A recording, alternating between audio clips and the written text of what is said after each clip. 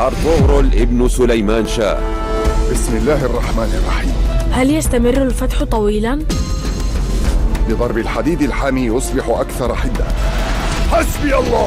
حسبي الله.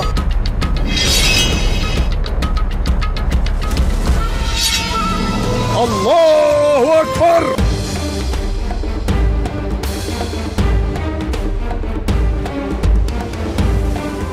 لا تجعلنا نحني رؤوسنا أمام الظالمين. ديننا يأمرنا ألا نحترم الظالمين ولا نعزهم أبدا. الآن يجب أن تضع عقلك في رأسك.